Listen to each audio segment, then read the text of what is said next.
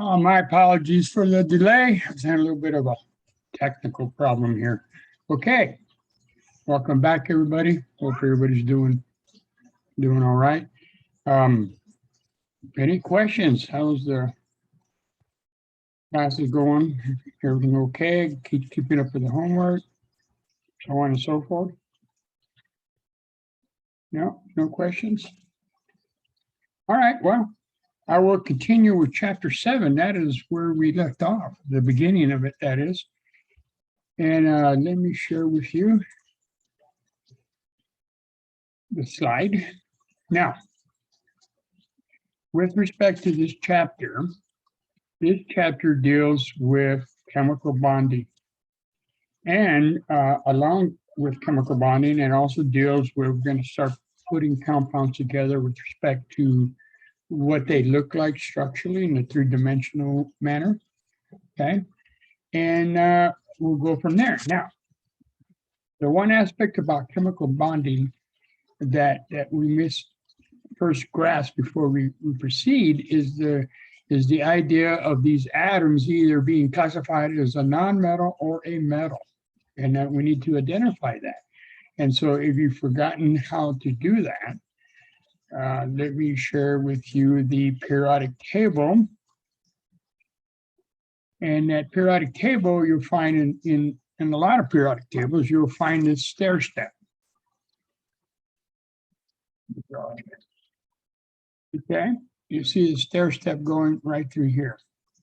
Okay, now on the stair step are what we call the metalloids. We're not going to do a lot of work with the metalloids. Okay, so but to the far left of the stair step are all the metals. Now remember something, we got hydrogen in the far left. That is not a metal. Even though it's in the far left of the stair step, it is not a metal, it is a non-metal. We place it here because it has one valence electron, and that's what everybody has in that one group, one valence electron, okay? And then that means that everybody else on the far right are the non-metals. Now, chemical compounds consist of either a combination of a metal and a non-metal, or a combination of two non-metals. Okay, that's the ones we're going to be working with. We won't talk about anything like metal-metal interaction, because here's the thing. We know, if you don't know, I stated it, but this long-term memory is that metals want to lose electrons, okay? Whereas non-metals want to gain electrons. Now, in the process of that happening, they create ions, and they produce a positive ion. Those are the cations. All metals produce positive ions, okay? And all non-metals produce negative ions, aka anions for the negative, cations for the positive. These are the two that come together to form a compound, and they form a specific type of chemical bond. Okay, let me go back to the sheet here, and there's two types. So type 1 is a combination of a metal slash non-metal. So a good example of this would be what we put in our French fries, good old-fashioned sodium chloride. Okay, sodium is a metal. Chloride is a non-metal. Okay, this is what we call an ionic bond, also known as ionic compounds. Now, the thing about ionic compounds is that when they come together, they're not really forming a true bond in the sense of a bond where you think of them maybe sharing electrons. Think of these ionic bonds as two magnets that come together and attract each other, okay? We got a positive cation, negative anion. They come together, they attach to each other, and attract to each other because there are differences in charge, and they form what is called an electrostatic bond, electrostatic attraction. The electrostatic interaction. Okay. Now, the one aspect about all ionic bonds, okay, all ionic bonds is that when we put them in, hold on, when we put them in, my mouse is going crazy here. When we put them in an aqueous solution and a water solution, these ionic compounds will dissociate and break apart, okay? Now, a lot of these ionic compounds break apart 100%. They just totally dissociate. They're totally soluble in water. Others, not so much, but either way, even the one that doesn't dissolve so much, there always is a little bit that goes into solution.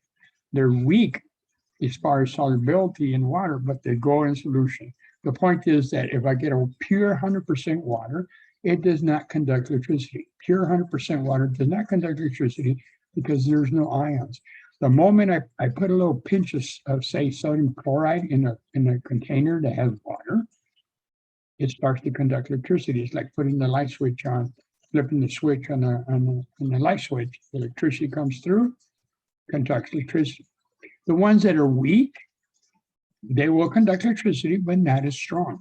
But nevertheless, they will. So all ionic compounds will dissociate in water to form their respective ions. And they dissociate to a certain extent. We're going to learn about that in the periodic table. We have a table there called solubility rules. So we're going to learn about that, which ionic compounds dissociate 100% and which ones do not. Now, at the other end of the spectrum, we have a combination of I'm just going to shorthand it, NM nonmetal combined with a nonmetal. Okay. Now, these types of bonds are called covalent bonds. You may also hear the term molecular bonds. And a good example of that would be, let's say, water. Water is a classic good example. We've got H2O. Hydrogen, as we know, is a nonmetal. Oxygen is a nonmetal. They come together to form a covalent bond. Now, the difference between the two here is this. The covalent molecular compounds or bonds, when they go into water, when we dissociate them in water, or I should say dissolve in water, they do not dissociate. They do not break apart.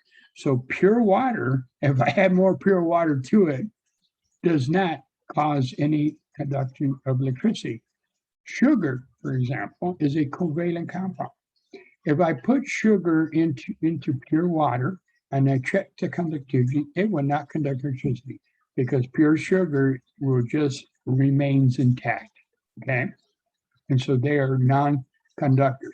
Now, there's only one exception. I want you to keep this in mind. Only one exception of covalent bonds that dissociate, and those are acids. We have a whole chapter of acids, which are covalent compounds that dissociate. That's just the nature of the beast. And a good example is what's running around in your stomach right now is HCl, or hydrochloric acid. It is a covalent compound known as hydrogen and chloride, molecular compound, okay? But it will dissociate in water. Some of these acids dissociate a lot, some a little. But that is the only example of a covalent compound that will dissociate in water. Everything else does not. Another example would say carbon dioxide. That's a combination of carbon and oxygen. Again, two nonmetals.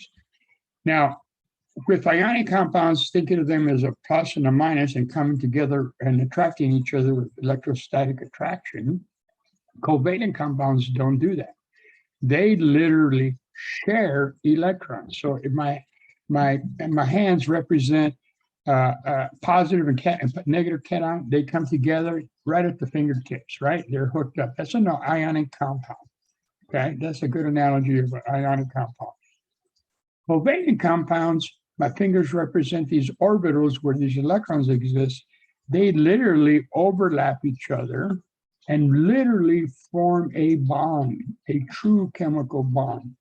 And they share those electrons. Now, some of these electrons, and some of these share them equally. There's an equal pool of these electrons, and some of them share them unequally. We're going to learn about those too. So underneath covalent compounds, there's a subset of covalent compounds. One subset, its name is polar bonds. Polar bonds, we're going to learn about that. It has to do with electronegativity. Remember electronegativity? Well, I'll go back and refresh your memory, because when there's a bond, the atom that contains, it has the higher electronegativity will pull those electrons onto itself much more and form a polar bond. So they generate a partial positive charge and a partial negative, not a full one like ionic compounds. And the other one, the subset of the covalent bonds, are called nonpolar. And so a classic example of a polar covalent compound would be water. Water is very polar. And one that is a nonpolar would be an oil. Oil is nonpolar completely, okay? And we all know that oil and water do not mix, all right? And that's how drastic this changes with respect to the type of bond that they have, right? So those are the two differences between, all the chemicals out there. There's only two types of bonds: ionic compounds or ionic bonding, or covalent compounds or covalent/molecular bonding, okay? All right, so we will use what's the shapes table. Now, to refresh your memory, which one is it? That is the table right here, called the shapes table. There are 4 columns here. The first column is what we call a general formula. It uses 3 letters, A, B, E. Those letters do not correspond to any specific atom. They're general letters to explain the next aspect of what I'm going to talk about. So we have A, B with a subscript X, and E with a subscript Y. Okay, X and Y are numbers that can vary from, for X, it can go from 1 to 4, and Y, I should say, 1 to 2, okay? Now, A is always what we call the central atom. When it comes to compounds, there's going to be one atom that is the central atom, and everything else is bonded relative to the central atom, okay? And you will always be told who the central atom is. Now, obviously, we have a compound that only has, two atoms, like A and B, like diatomic. There isn't no central atom here. So we're talking about things like 2 or more atoms bonded to an element, okay? So all the diatomics have no central atom, because there's only 2 of them. All right, so A represents the central atom, or whatever's being bonded, and you will always be told who it is, because it will be either bold or underlined, or underscored. B represents the atoms bonded to the central atom, and that's where X comes into play. X is the number of atoms bonded to the central atom. So at the minimum, you have at least 1. So you have a diatomic that has 1, B is 1. But it could be 2, it could be 3, but no more than 4, at least for Chem 130. E represents what we call lone pair. Well, if we look at these examples here, let's take a look at this one right here, okay? This line right here where I put the arrow, this line represents a bond of 2 electrons. That's a single bond, okay? And there's another one over here. And so those 2 electrons are being shared between the central atom and whatever's bonded to it. But then we have on the central atom 2 dots, and it's this lobe here. That lobe just represents an orbit. I'm just trying to demonstrate that you have 2 electrons in there. And what that is are 2 electron and electron pair that are not bonded to anything. If it was bonded to anything, it would be aligned with a circle at the end, but these are not bonded to each other. So in this example, a circle, there's only 1 lone pair or non-bonded pair. You can see down at the bottom, you can have 2 non-bonded pairs, okay? A good example will be water, and now we're going to talk about how we came up with this structure here. But water ultimately has this type of a structure where you have 8 electrons around oxygen, okay? 4 of them are being shared with the hydrogen. So I got 2 on the right and 2 on the right. That's what that, 2 on the left, I should say. That line represents 2 electrons. So that's 2, 4. And then on the oxygen, we have 4 dots, which mean they're paired up. There's 2 pair of non-bonded electrons. So the general formula for H2O would be A representing oxygen. B would be a subscript 2 because there's 2 hydrogens bonded to the central atom. And E will be a subscript 2 because there are 2 lone pairs on the central atom. Now, the thing about the lone pair, we're only concerned about the central atom. We will find lone pairs on other atoms, and we're not concerned about that. It's only the central atom. So that general formula is generated from the formula that we come up here. And that, by the way, we're going to do examples, comes from the number of valence electrons that every atom has. Okay? And so we need to refresh your memory on how to use the periodic table to determine how many valence electrons that element has. Okay. And then from this information, AB2E2, we can use this table to find AB2, which is right down at the bottom, right here. That's a general formula.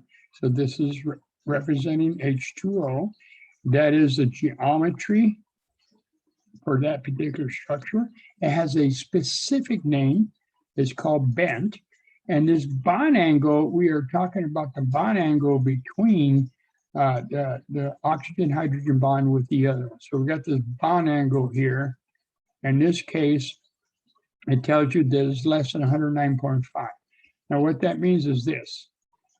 Our standard bond angle that the majority of them, a lot of the compounds out there exist in this particular geometry, AB4. Okay, we call that tetrahedral. Under these conditions, these electrons, these single bonds, remember there's electrons in there and they're negative charged. So they're going to, if those bonds were like springs, if you will, and they were magnetic, they would then separate as far away from each other. And I'm saying magnetic, say all of them were positive, or all of them were negative. They was, or positive, either way you want to say it. All of them would separate from each other and as much as possible. And in doing that, that is the configuration they would have, and we call it tetrahedral. And it has a bond angle of 109.5. Okay. Now what happens is these crazy lone pairs, they take up a lot of space because they're not bonded to anything. And by taking a lot of space, they start crushing that bond angle here. And so you can see with 2 lone pairs, that bond angle is much less than 109.5, much less, and which gives it a lot of physical property characters that we're going to eventually talk about. But that's how we use the shapes table. Okay, and we're going to use it with specific examples. So bear with me. All right. Now, the driving force here in making structures and forming structures is the octet. Okay. The driving force, as we talked about earlier when we were talking about the electrons, is to get 8 electrons around the outermost shell. And it does that, these atoms do that by losing or gaining electrons. Metals lose electrons, then reducing the outermost shell next to the next inner layer, which is full, which has 8 electrons. Nonmetals gain electrons, which then fill up that outermost shell. They may have 5 or 6 or 7 valence electrons. And by gaining whatever amount they need, they now have 8. So the driving force is to get that octet. With the exception of hydrogen, its rule is a duet. Okay, it can handle more than 2 electrons around it. That's the thing to remember. You won't see a bond. You won't see 2 bonds on hydrogen. You'll always see only 1 bond on hydrogen when it's bonded with something.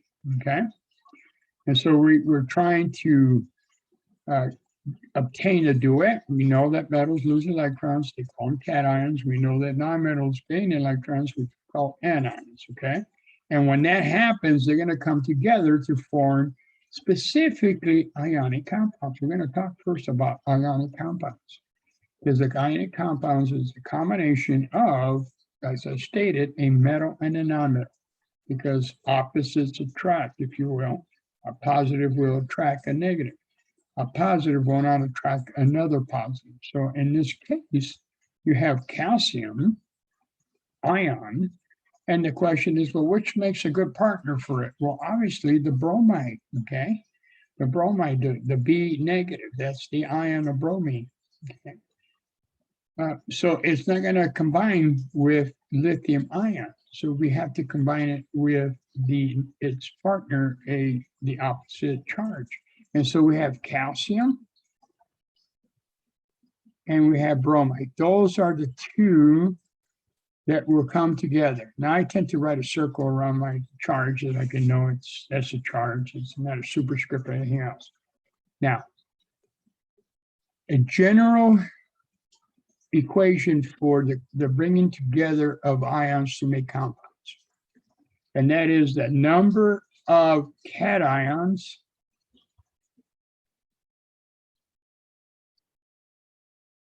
plus the number of anions will equal the charge of the compound. CPD is the charge of the compound. 99% of the time, ballpark, 99%, that charge is equal to 0, okay? And we got to put enough of cations and enough anions so that when we put them together, they cancel each other out. So if you go back to the calcium, it has a +2. How do I know it has a +2? We know, find it on the periodic table. It's in group 2A. It has 2 valence electrons as an atom. It's a metal, so therefore it will lose 2 electrons. And it will end up with a +2 charge, okay? Bromine, notice I called it bromine. The element is in group 7, has 7 valence electrons. It will gain 1 to obtain that octet. Hence, it has overall negative charge, and we change the name to bromide, okay? So we got to put these together such that they equal the charge of the molecule, which in our case is going to be 0. So we need 2 bromides to cancel the +2 of the calcium. And that 2 now represents the subscript of the bromide when we write the formula. So we write the formula be CaBr2, okay? And that will be the formula for calcium bromide. See, I just gave you the name too. Calcium bromide. The fact that is IDE tells you it's ionic. You might see a 2 there and think, oh, it's diatomic. No, because why? In front of it is an atom, a metal, calcium. So that means that the bromide is bonded to that first metal. You will find when it comes to writing formulas, the metal will always be shown first, in this case, calcium bromide. Earlier, I said sodium chloride. Notice the metal is written first, then followed by the nonmetal, okay? Potassium chloride, and so on and so forth. You always will find the metal written first, and also you'll find that 9 times out of 10, the metal is the central atom. And whatever follows, if there's more than 2, is bonded around the central atom, okay? All right. So other examples is potassium chloride, and of course we talked about calcium bromide. But you're well aware of other metals in there. All the other metals could be partnered up with chloride and bromide. We could have iron chloride. There's different types of iron, but for right now it's iron chloride, chromium chloride, potassium. Oh, we said potassium. We got sodium and lithium chloride or bromide. You see, you already got, if you start mixing and matching, and we just did the bromides, you know, the halides, that is the fluoride, chloride, bromide, and iodide. But you know what? You also have all the other nonmetals, the oxide, the nitride, the sulfide. And so by mixing and matching, you have a database now of good 300-400 compounds that you can mix and match and put together. Okay.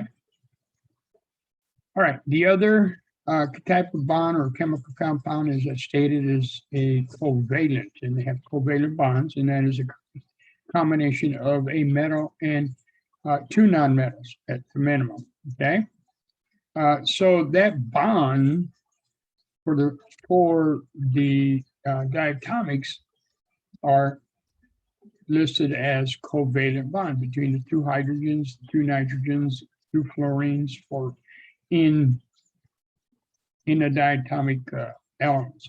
But the other ones that are not diatomic, like water, carbon dioxide, carbon monoxide, so on and so forth, those are more examples of nonmetals. Now, question we just talked to here, we said calcium bromide with a subscript. The question here is, why do we have one calcium and two bromides? And I went through that. I explained we want to add them together such that we have sufficient number of charges, negative and positive, so that they cancel each other out. And we went through and determined that we need two bromides, so that two becomes the subscript for the bromide. Okay. I gave you the name because you'll find in the nomenclature exam and throughout the problems, you'll find it that you'll be either given the name and be asked to write the formula, or given the formula asked to write the name. Okay, that's nomenclature. All right, so question here is asking you which are these compounds listed here, which are ionic? Well, to answer this, you know, I'm going to go through a systematic approach. What is the definition of an ionic compound? And that is a metal combined with a non-metal. I'm just going to call it NM, non-metal. Okay, so we go through the list and we find out. What do you think about KBr? You guys think KBr is ionic?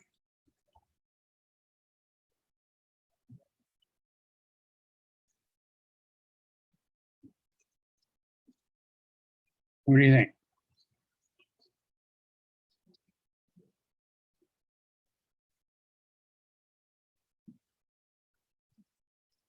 Okay, is potassium K? You guys think potassium is a metal or a non-metal? It's a metal. It is a metal. That is correct. And what about the bromide?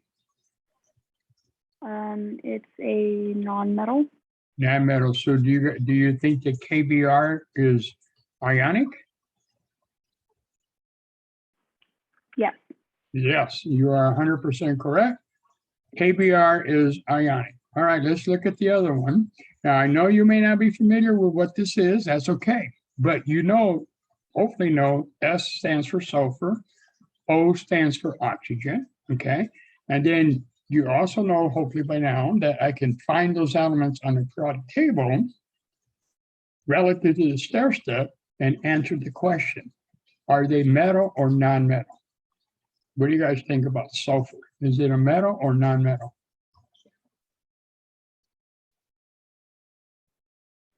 Non-metal. Non-metal. And the oxygen, what do you think?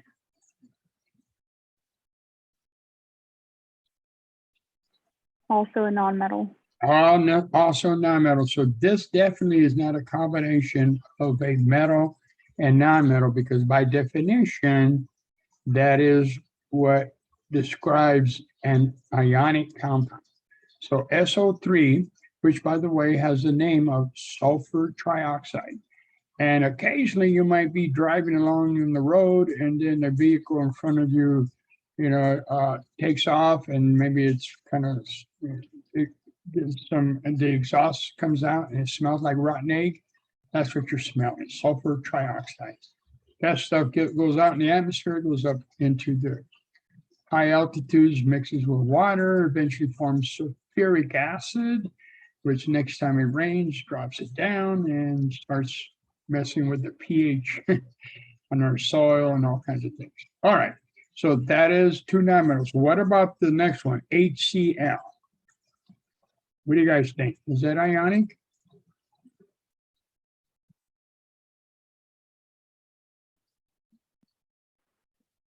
No, it's covalent.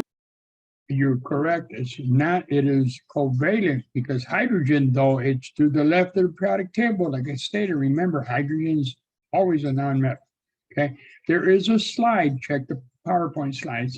It has a color slide that shows you by color who are the nonmetals and who are the metals. You might go back a little bit and refresh your memory on that. Then we got Br2, definitely a diatomic molecule. Bromine, hopefully, is nonmetal. So we definitely have, this is not ionic, okay? And then we have carbon dioxide, which is the example we gave earlier. Or in the beginning, we have a combination of carbon and oxygen. Again, both of them on the right side of the stair step are nonmetal. Then finally, we have magnesium chloride. And no question about it, hopefully, that you can see that magnesium is in group 2. Magnesium is element number 13, double check. No, 12, excuse me, I was out. Aluminum is 13. Magnesium is number 12. It is way in the far left of the stair step. It's definitely a metal. And then the chlorides are on the far right, and it's a non-metal. So in both cases, in this case also, this is an ionic compound, the KBr and magnesium chloride. Now let me back it up a second. Here, the name, I want to touch on the naming here. It's a little early, but I always like to introduce you through some early stuff, just a little bit, not too much. We got potassium bromide. Excuse my handwriting, my pen does not have that great of a resolution. Then we have sulfur trioxide is the next one. Now, HCl, it's a little tricky, but something to remember with respect to the nomenclature exam. There's two types. We have a HCl, which normally is not given a physical state, but then we have a different HCl with an aqueous, AQ, okay? Now, HCl, depending if it's most of the time a gas, it's not in water, okay? Its name is hydrogen chloride. That's it, okay? If they give you the formula and they put AQ, then we change the name completely, and this is what's inside your stomach. Is hydrochloric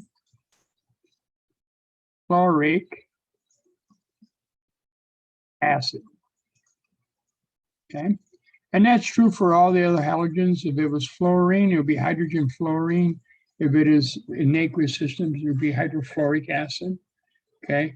The bromine, same thing. If it was HBr, it would be hydrogen bromine. Bromide, excuse me. And if it was in aqueous system, it would be called hydrobromic acid. All right, so that's the name. This Br2 is straightforward. Bromine is the element bromine. And then we got CO2. So C is carbon. And then obviously we got dioxide because there's two oxygens. Now the oxide namings remains oxide whether it's ionic compound or covalent compound, okay? And then we have then the last one, which is magnesium chloride. Okay. Now note something with respect to the covalent compounds. Let me pick a different color here. Specifically, carbon dioxide and sulfur trioxide. Covalent compounds, when there's more than one element, we use prefixes. So hence sulfur trioxide, carbon dioxide. If this was CO, then that would be carbon monoxide. And I'm sure you all heard of that gas, very poisonous gas that comes out of the exhaust of your vehicle, but mono meaning one oxygen. Okay. Notice for ionic compounds, though there's two chlorides, we do not put magnesium dichloride. It's simply chloride. Okay. Simply chloride. And so a precursor to naming ionic compounds and covalent compounds is this. One, ionic compounds in naming them do not use prefixes. Covalent compounds in giving them names, yes, they do use prefixes. So that's why it's important that you recognize who's a metal, who's a non-metal, because then not only does that affect what type of compound they are, ionic or covalent, but it also determines how you're going to name that compound, okay? Name that compound with respect to prefixes if it needs it. See, it's all tied in together, you know? We started off with the elements, determine the ions that they can create by losing and gaining electrons. Now we're going to start putting those ions together to make compounds, okay? And start to name them. And then eventually we're going to put these compounds together and have them react with each other. And to make, there's only 6 types, different types of reactions, and you have products. So it's all connected. And I'm trying to keep you in line with the connection as we proceed and how they are, how all this is connected. Now, I think I may use the analogy that the atoms are, to me, are like, I see them as the letters of the alphabet. And then from that, I take them to make words, okay? And then from that, the words I'm taking to make sentences. And sometimes, you know, from there, I can make paragraphs. And some of these chemical reactions can be very, very complex. All right. So we only have 2 ionic compounds here, KBr and magnesium chloride. So let's take a look at ionic bonding. I mentioned to you how once the atoms lose or gain electrons, they become ionic and a full charge. And in doing that, when they come together to make the ionic bond, there's electrostatic attraction, like 2 magnets coming together. And so we look at sodium atom, has 1 valence electron, okay? It would lose that 1 valence electron and give it over to the chlorine atom, actually. The chlorine atom has 7 valence electrons, and it will pick up that electron, all right? And generate what we call sodium chloride. Notice in here, okay? They're just touching each other and they're being attracted to each other because of the respective positive and negative charge. Okay, there's no overlap going on there. Also notice what happens to the radius of the atom of sodium when it becomes an ion. Okay, it gets smaller, right? It makes sense when you think about it, because sodium has 1 valence electron in the 3rd energy level. There's three energy levels. Here's a nucleus. There's 1, 2, and 3. So there's 2 in here, 8 in here, and 1 hanging out on the outside. Okay. And it's not to scale, but that's how I got it written here. So I got 1. So when it gives up that electron, the new valence electron shrinks. It's now in the 2nd energy level. And that's why the radius here, from here to here, is much smaller in the ion than it is in the atom. Okay. Then if we look at the chlorine atom, Well, there's 7 valence electrons on there. Okay, 7 electrons. It has room for one more because it has that empty spot in the p orbit, which specifically the 3p5. It's got one spot for room for one more. And then when it does that, you got another negative charge. You already have 7 negative charges in the outside shell. And then you add one more. Well, now you're going to cause more repulsion because they're negative. Negatives repel each other. The result is you can see how the radius is a little exaggerated, but that's what we think is going on, is that radius gets bigger for the ion compared to the radius of the atom. Okay, so note that and note why the radiuses increase and decrease as they go from the element to the ion. But the key point is this interaction right here. Okay, there's no overlap. It's just a interaction between the two. And then we got the solid, the structure of it, where everybody's all very ordered. The sodiums are very ordered. The crystal structure here on your far right. Okay, clear this up. And that's just a mention as to note the radius. All right. Now let's consider the magnesium and sulfur atoms. Now we've gone through this, but we'll go through it again. Magnesium, if you look that up in the product table, it's element number 12. It has 12 protons and 12 electrons. Okay.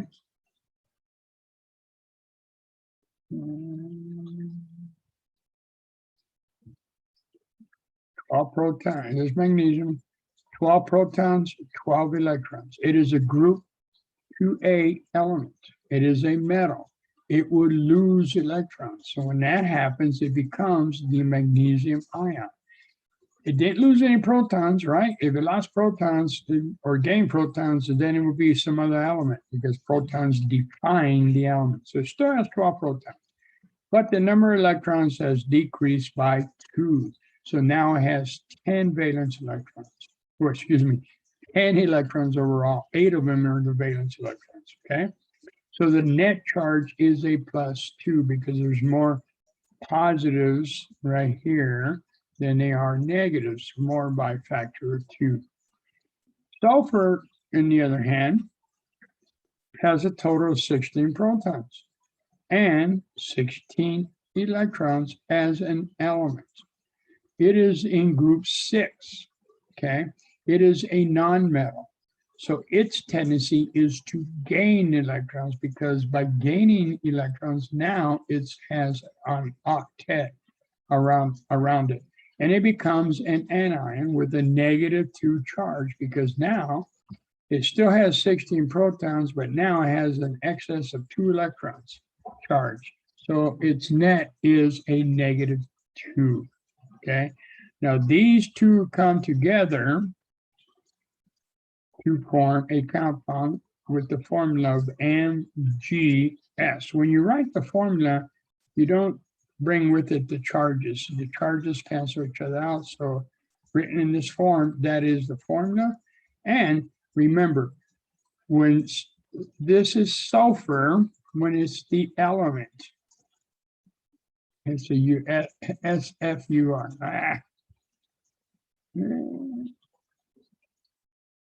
Uh-oh. With my eraser, it gets not. Okay, let's try it again. SULFUR. That's sulfur, its name. The moment it lost or gained 2 electrons, its name changes to sulfide. Okay, this is the ion, specifically the anion. This is the element. Sulfur is the element. Okay, so now its name is magnesium. Note that the name for the metal, nothing changes. It's still magnesium, whether it is the atom, the element, or the ion. Okay, to distinguish those two, we just add the word element or atom and or ion for magnesium to distinguish the two. So its name is now magnesium sulfide. Okay, and that's why we need to learn the name, because you could be given the name magnesium sulfide and be asked to write the formula, or vice versa, given the formula, has to write the name. Okay. All right. So we just talked about earlier about the ionic compounds. Cations lose electrons, so the radius of the ion is much smaller because they lost electrons. Whereas for anions, their radius for the ion is bigger because they gain electrons. So with that information there, hopefully you can answer these questions. The question number 1 says, the aluminum atom loses electrons, okay? And the iodine atom gains electrons. And a note about these type of questions. If it's a two-part kind of scenario, then everybody has to be true for this total answer to be true. If any part of this was false, then the whole question is false, okay? Remember that. So first part of it, aluminum atoms, do they lose electrons is the question you must ask yourself.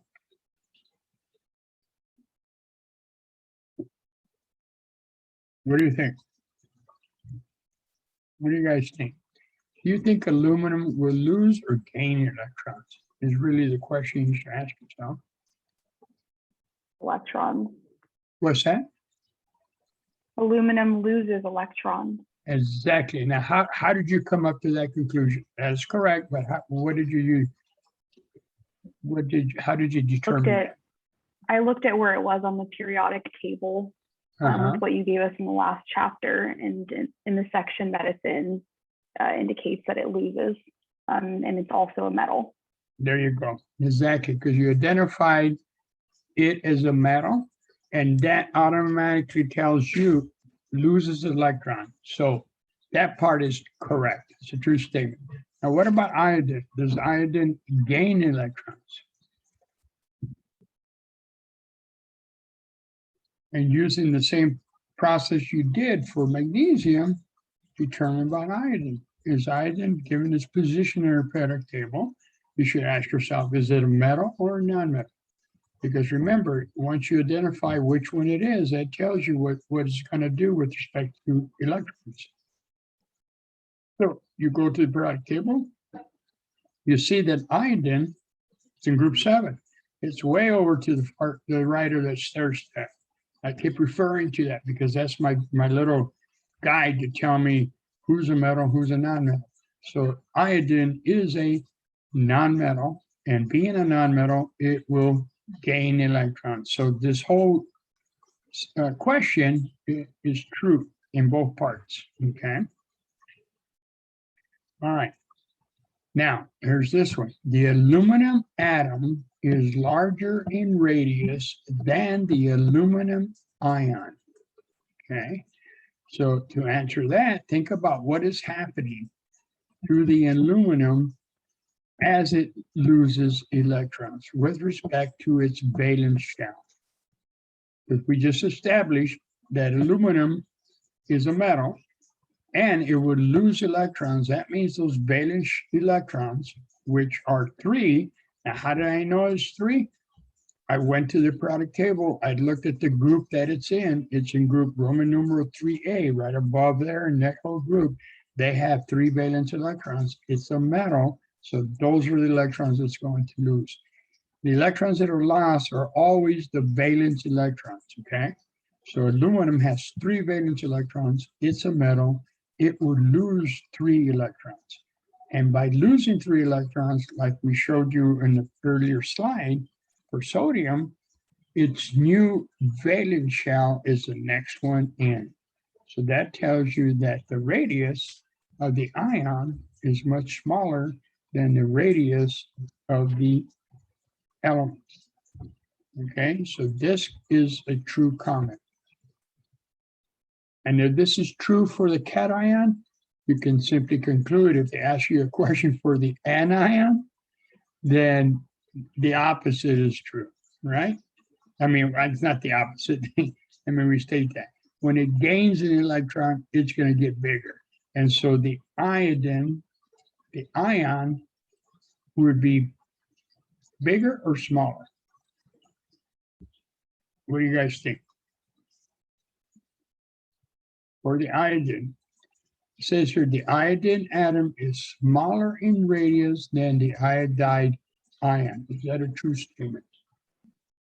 That's a true statement. That is a true statement, correct, because they picked up an electron. And so iodine is in group 7. Now it has 7 valence electrons. Now it has 8. So it has to make room for one more. So everybody kind of move, give me some elbow room here. And those electrons being a negative start repelling, and it requires more space, resulting in the radius being bigger. Okay. And here the question, the aluminum and the iodine ions form and bond by attraction. And that goes back to what type of bond they form, because we have a metal and a non-metal. That tells you it's an ionic bond, and all ionic bonds form a bond by attraction. Okay. We use the term bond, and it's a true statement.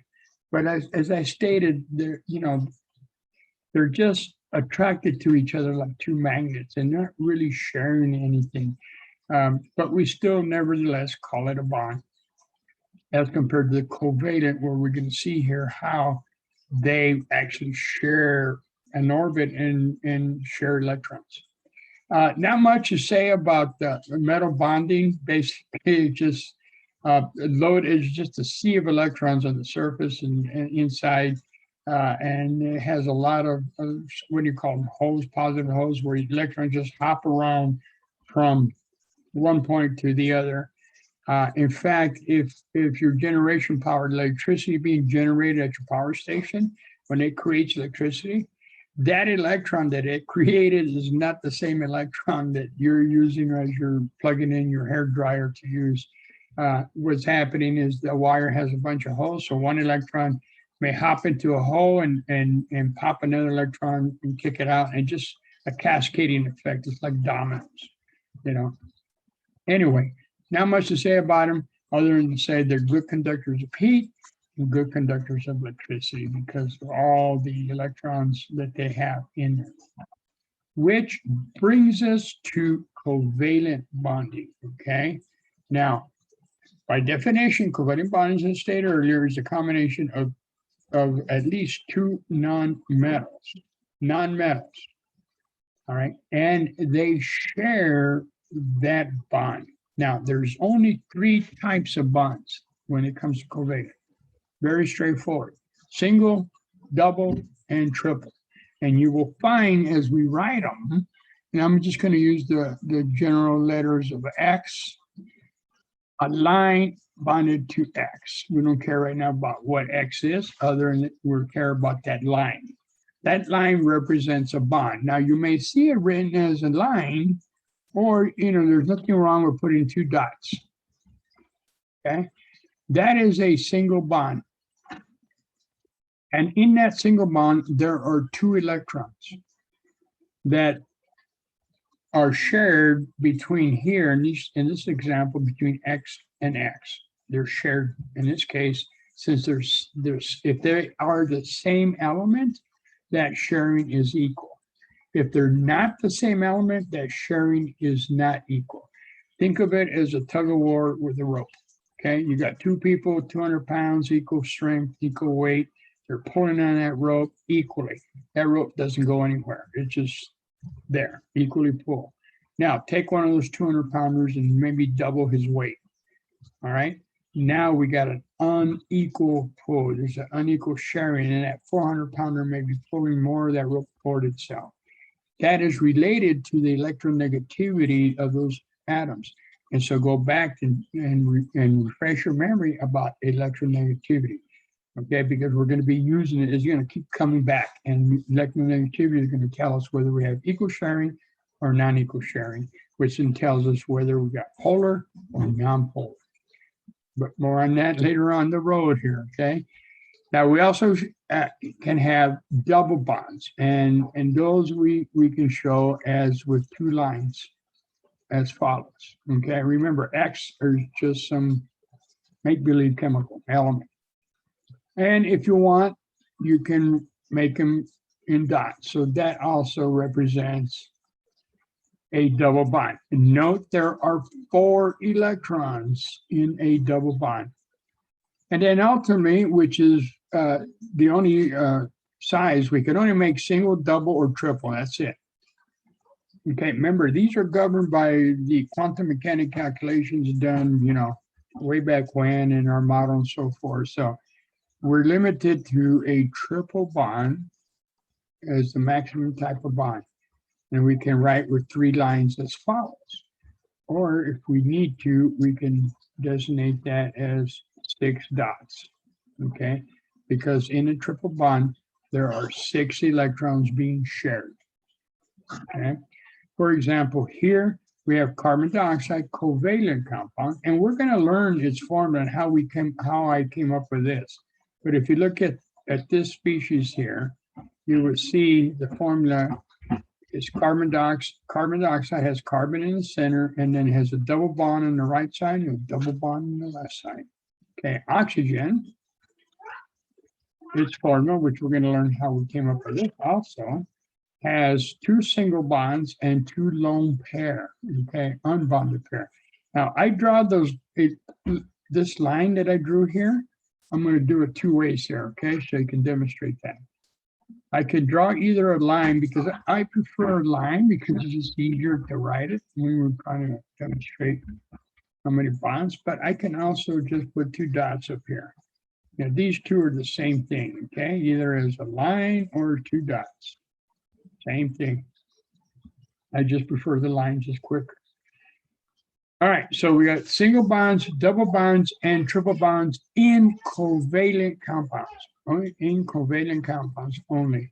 And the other aspect about covalent compounds, unlike the ionic bonds that separate in dissociation, these guys, when they put them in water, do not dissociate. They stay intact and therefore do not conduct electricity.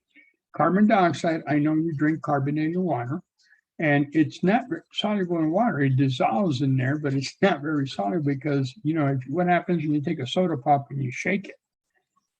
Pressure builds up, of course, because the sodium carbonate that's in there is not fully dissolved, and it comes out very readily with a simple amount of force. If it truly dissolved, it wouldn't do that. Okay, so that's our take on bonds when we write them with the line. Okay, and keep in mind those lines represent, one line represents 2 electrons. Now, single bonds, double bonds, etc. Now, with respect to that, single bonds are generally the longest, meaning the diameter between the 2 atoms that are bonded as a single bond is the longest when we compare it to a triple bond. The triple bonds tend to be shorter in radius when we do measurements, and they tend to be very strong and also have the higher energy. For example, let me give you an example of the type of strength. There is a compound called ethane, okay? And I'm writing the overall formula. It's not important to memorize this here, but this is basically 2 carbons, single bonded. Now, ethane is flammable, you can burn it, but not a lot of heat being given off, not a lot of energy. But if we take something like acetylene, I don't know if you're familiar with acetylene torch. Acetylene torch mixed with oxygen is hot enough to cut metal, okay? And so you see these welders and guys work with metal, and they're out there with a torch cutting metals. And there's 2 tanks, one tank's oxygen and the other tank is acetylene. And you can see that it's enough energy given off because triple bonds. Acetylene has a triple bond. That's the formula I just gave. It has a triple bond, and it has the shortest bond length and the strongest and the most energy. Okay. When we're comparing single, double, and triple. double somewhere in the middle. Now, with respect to ionic compounds, where we talked about how they came together and they're just touching each other and not really interfacing, it was thought that the same thing would happen with covalent compounds. Well, that's not the case, okay? For example, if we look at hydrogen atom, we do know that its radius is 0.037 nm. N stands for nanometers. That's tiny, that's small. Obviously, we didn't measure these directly. These are indirect measurements, but through different techniques. But that is the radius of a hydrogen atom, nano. You know, you've heard of nanobots, right? We're down to the atomic scale here. And then the chlorine atom has a radius of 0.099. Now, it was thought that when these two came together, and this is hydrogen and this is the chloride atom, they would create HCl, or hydrochloric or hydrogen chloride. Okay, we're talking in the gas phase, or eventually hydrochloric acid. It was thought that the radius of the two after they got together, and that's the radius of bond length from measuring from nucleus to nucleus of the hydrogen and the chloride, would be simply the sum of their radius, which in this case would amount to 0.136 nanometers. Okay, well, that's not what happens. It's actually much shorter when they measure the radius of HCl. It is 127 nanometers, so quite a big difference. And what's happening is this, that there is overlap. You can see right in here, there is overlap in which the hydrogen orbital carrying that electron and the chloride orbital carrying the 7 electrons come together and they overlap. Unlike the ionic compounds where my fingertips represent their attraction and they're touching each other, covalent compounds come a little bit closer and literally overlap their orbits and share that electron. And hence, that is why their bond length is much shorter, because there's overlap of the orbits of hydrogen and chloride. Okay, so that's indicative of covalent compounds. They overlap and they're sharing these electrons. In this case, there's unequal sharing. But you can see the hydrogen is extremely small compared to the chloride. And we're also going to find out that the chloride has a higher electronegativity. Okay, this chloride has a higher electronegativity. And so in essence, what it's doing is pulling the electrons onto the chloride in that bond. It's not pulling them away, but it's that tug of war again. It's pulling the majority of them away. And it's more electron density is going to the chloride than it is the hydrogen, resulting in this bond to be a polar bond, okay? Because of that, a polar covalent bond. If we were to look at, let's say, hydrogen gas, H2, well, you know, these two guys are equal in size, and there's a little overlap, but, you know, we got two 200-pounders on that tug of war, okay? So there's no unequal pulling in that bond sharing. And so this example would be a non-polar bond. So all diatomics would have a non-polar bond because there's equal sharing there, which means that those nonpolars will be more soluble in, say, oil than those polar molecules that will be more soluble in water, because water is polar, oil is nonpolar. Like dissolves like, okay? Like dissolves like. You know, if you ever worked on a vehicle and you got your hands all greasy, you know, you know that it's not going to work very well to clean your hands with just soap and water. You got to use something else that's more non-polar to get that stuff off. Another example would be makeup. There's some makeup out there that you need some, you know, I call it hurricane-proof makeup because you can hurricane can hit your face, but that it won't dissolve that makeup. So you got to use some oil material to get that makeup off. Okay. I'm kind of familiar with that. Not that I wear makeup, but I grew up with 5 sisters, so every night was Halloween. All right. Let's talk briefly about bond energy. Okay.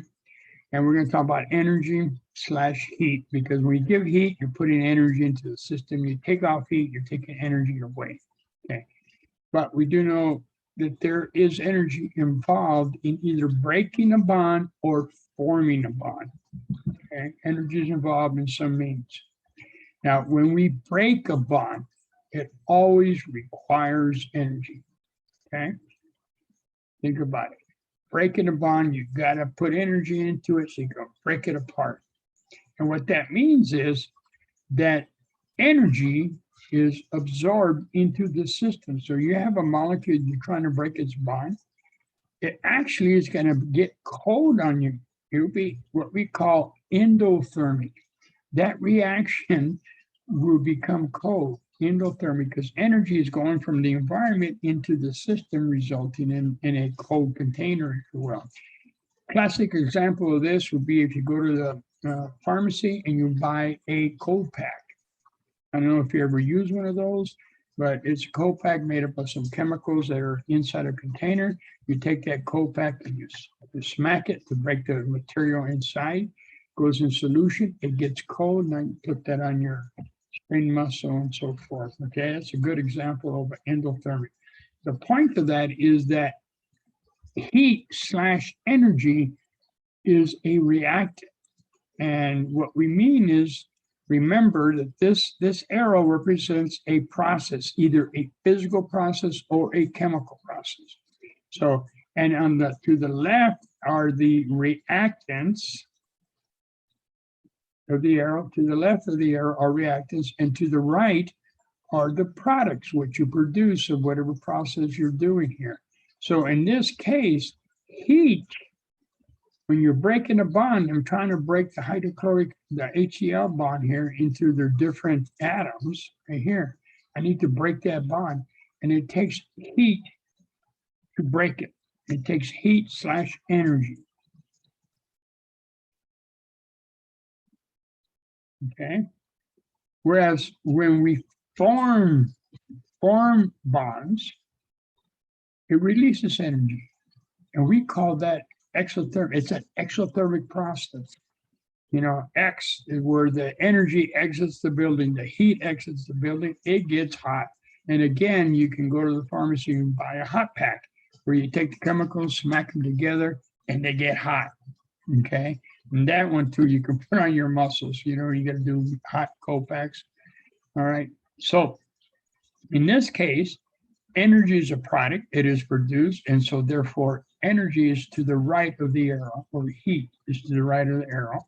And here you can see the H and the chloride coming together to form that bond. Okay. Notice how in both reactions, one was breaking the bond, one was putting it together. And the amount of energy in both processes are equal. And if you put energy into the system and later on take it out, you're gonna get the same amount of energy you put into the system. All right, so one's endothermic, one's exothermic. One gives off heat, which is the bond breaking.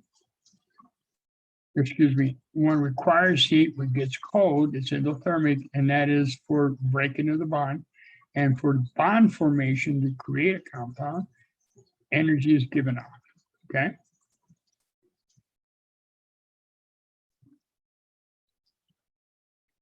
All right, well, with this, let's see if we can come up with some answers here. And then we'll take a break after this slide, okay? The question is true or false? We're looking at H2S, all right? Do we know what that compound is? No, we don't. Do we care? No, not at this point, right? Or what it is, but we do know what. We look at it, we got 2 hydrogens bonded to a sulfur, in this case, sulfide. So what can we answer right away? What do we have to identify for H2S? What would you recommend I identify so I could answer that question number one? What do I need to know about H2S? Because the question says electrons are shared in H2S. How can I answer that question? I need to analyze the formula that I'm given, and what is it that I need to determine to be able to answer question number one? We'd like to take a shot at that. How many valence electrons? Well, not quite. No, not quite. Okay, because non-metals. they're both nonmetals. There you go. Being both nonmetals, what does that tell you about type of compound that they would be? There's only two types. And if they're both nonmetals, what kind of compound would that be? A covalent bond. You got it. It is covalent. Okay. And since it's covalent, the bonds are shared. Okay. Ionic compounds don't share anything. They just attract to each other by their positive and negative charge. And so to be able to answer this type of question for any molecule, that's what I first got to determine is one, is it ionic or is it covalent? And if this would have been, let's say, sodium sulfide, okay? If instead of H2S, and there is an animal called, I call it now, it's sodium sulfide. So two hydrogens have been replaced with sodium. Now over here, we have an ionic compound compared to H2S, which we have a covalent compound. So I got to identify what type of compound I have before I could answer anything. And since we determined that this is covalent, then the electrons are shared, and that would be a true statement, okay?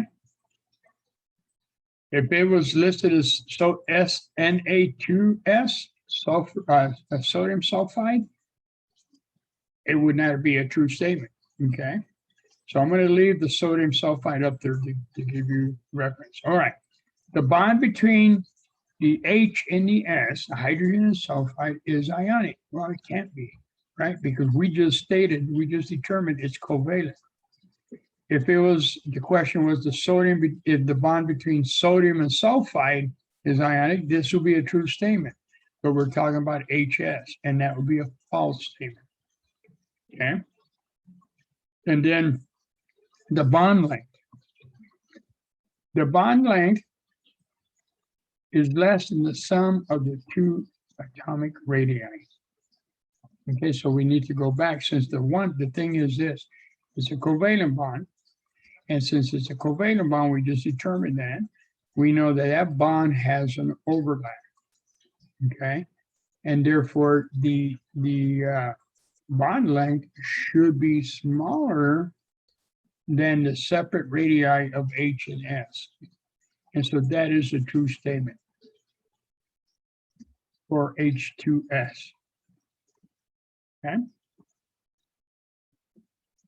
All right. And finally, the breaking of the HS bond, the hydrogen sulfide bond, releases energy. Who wants to take a shot at that one?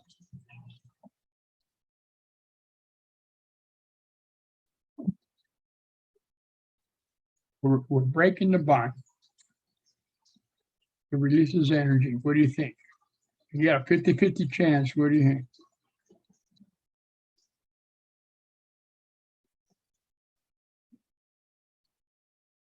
Here, I'll let you have it. False.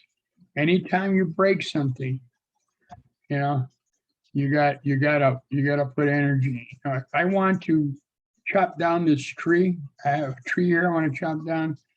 I gotta put with an axe. I gotta put energy into that thing to break it down. Okay. So that's maybe one way to help you to look.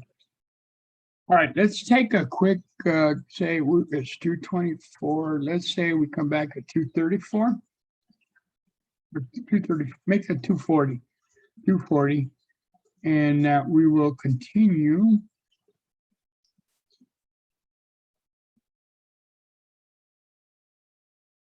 With this. All right, so let me pause.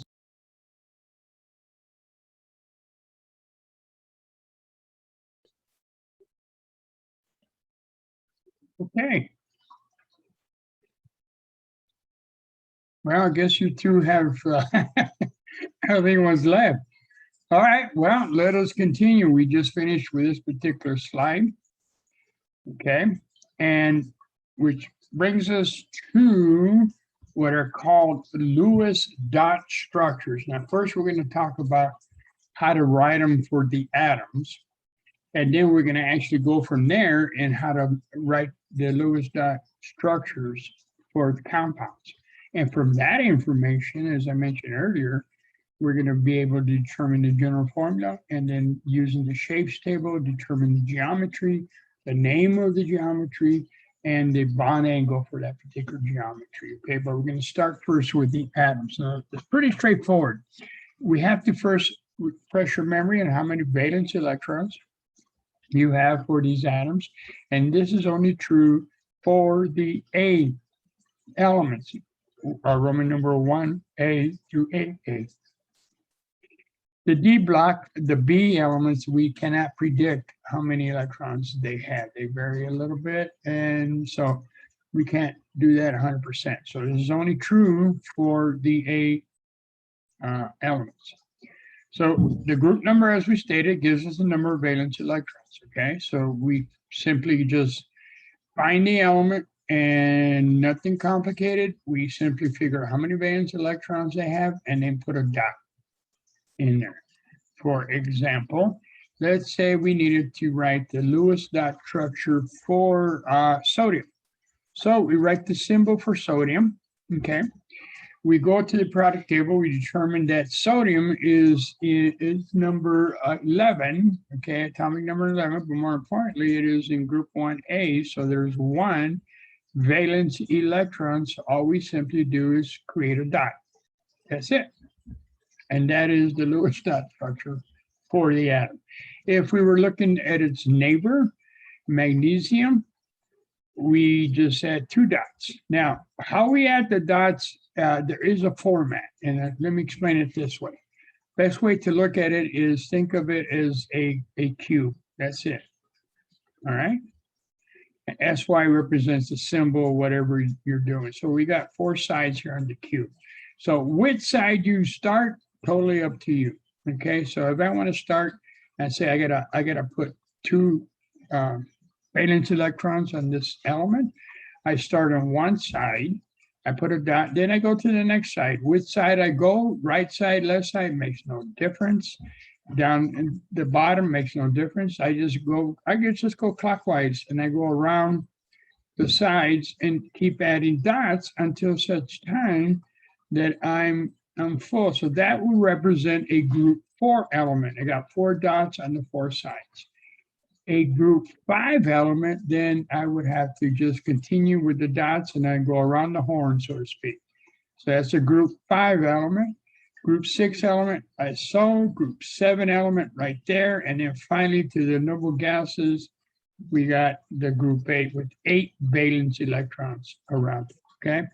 So you go around the box, fill in singly first until the box, all 4 sides are full, and then go around and do maximum two dots per side. So the maximum is 8. So you wouldn't have all 8 dots on one side. You got to be 4 sides, 2 dots if you got 8 electrons. Okay. Which direction you start, clockwise, counterclockwise, bottom side, left side, makes no difference. You know, I can go again, I can start down here and go 1, 2, 3, and 4. Okay. And then, 5 and 6 and 7 and 8. And that's it. Okay. That's pretty straightforward, right? All right. Let us So here you're asked to determine the Lewis-Dot structure for the atoms, specifically potassium, oxygen, silicon, magnesium, and iodine. So to do that, you find them in what group? Group number, potassium is in group 1A. Okay. It's group 1A. Oxygen is in group 6A. Silicon is in 4A. Magnesium is in 2A. And then we got iodine at 7A. Once I know that, I know 1 electron, 6 electrons, 4 electrons for silicon, 2 for magnesium, and 7 for iodine. That's the number of valence electrons. Once I determine all that information, I simply write them as we were talking about. So those are the Lewis-Dot structures for these particular atoms, okay? That's pretty straightforward for the atoms. Now we're going to get into writing them for compounds, and it takes this to be a little bit more involved process, okay? But it's a step process, and you do it stepwise, and you work all the time. You get some systematic approach. Step number 1, you've given a compound, you look up, you determine how many valence electrons each atom in the compound brings to the formula. So you tally up all of the valence electrons for all of the atoms, okay? And then you're always going to be given who the central atom is. And it's going to be either underscore or that letter may be in bold, okay? So that indicates to you that's a central atom. What does that mean? That means being the central atom, no matter what's bonded, let's say this is the central atom, everything else that comes afterwards is bonded to the central atom, so we can very quickly draw a single bond and then hook up whatever it comes with, okay? We can do that very quickly.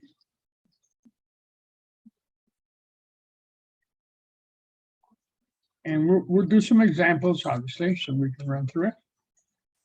And then once you do that, and we start allocating the electrons to make these bonds, keep in mind the octet. You want to allocate them in such a manner so that all the atoms have eventually 8 electrons around it, exception of hydrogen. So what does that mean? Hydrogen always only have 2. So you 100% of the time, when you draw hydrogen, this is all you see. You'll be H in some bond there. You would never find it with bonds around it, okay? Because its rule is a duet. It's not an octet. So hydrogen bonds will always only have 1 bond written to it. Let me draw that a little better. That's so. Okay, so let's say it's some element. We don't care what it is. We'll just call it X. So we got a bond here. What that line says that those 2 electrons, I can write it as a line or 2 dots, okay, to designate a bond. Those 2 electrons are being shared between the hydrogen and the X, whatever X may be. And so I can count them. If I'm going to count them, around the hydrogen, there are 2 electrons, okay? And if X is bonded to 3 other things, so I can look at X and say, okay, I got 2 of them that are shared with the hydrogen, but then I got 2 over here, 2 over here that are shared, and 2 over here. So there are 8 electrons around X, and its octet has been fulfilled.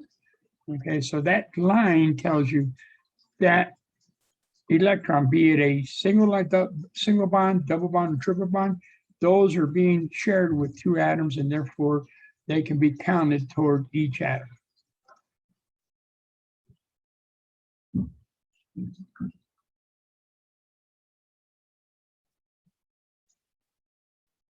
And then at the end, we identify if the central atom has those lone pairs we talked about, identify how many of each, how many are lone pairs, and how many are bonding pairs, okay?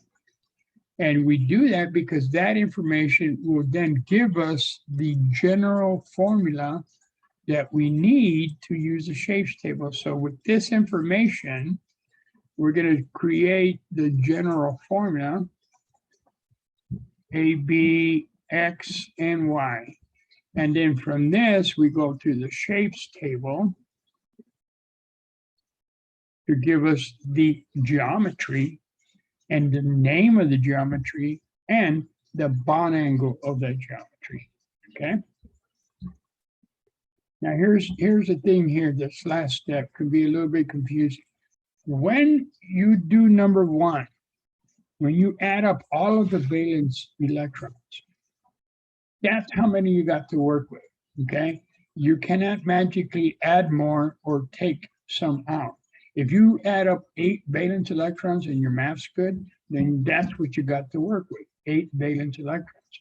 And when you start putting them around the atoms, occasionally some atoms don't have enough to make the octet, okay? So what you do is, when that occurs, you then start making double bonds. So you take a pair of electrons from one of the atoms and create a double bond with another atom so they can share it, and then check the octet and see if that worked. Is that enough to give an octet to the one who was short? If it's not, do it again until such time that you have created maybe a triple bond and that everybody there now is happy with respect to the octet. Let me give you an example, and we're going to run through this one. But you can end up with this formula right here, okay? Let's take a look at that. Now, the hydrogen has got 2 electrons on there. So you guys sharing those 2 with the carbon. All right, so that hydrogen's done. Now, the carbon is sharing a triple bond with the nitrogen and a single bond with the hydrogen.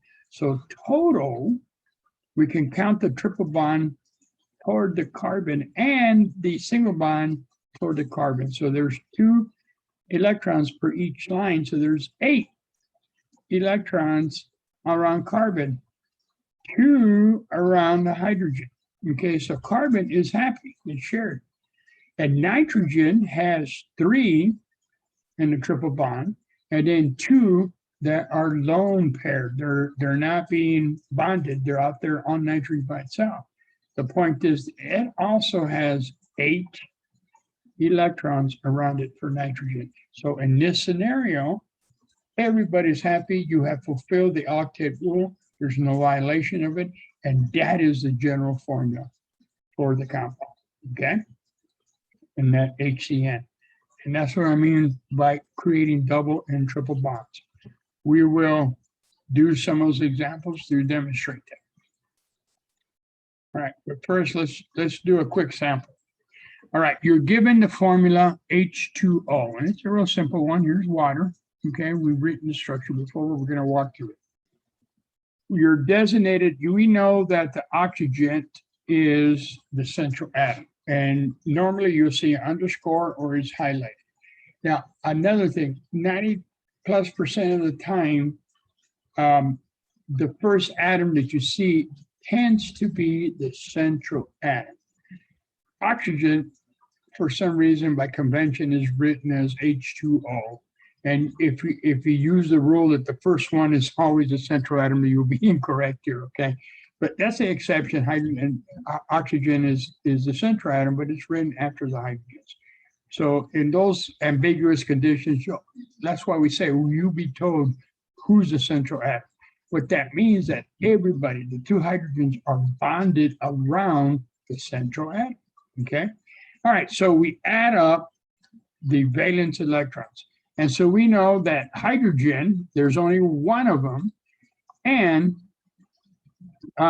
its number of valence electrons is 1. So obviously that equals, oh, excuse me, there's 2 of them. What am I saying? There are 2 hydrogens.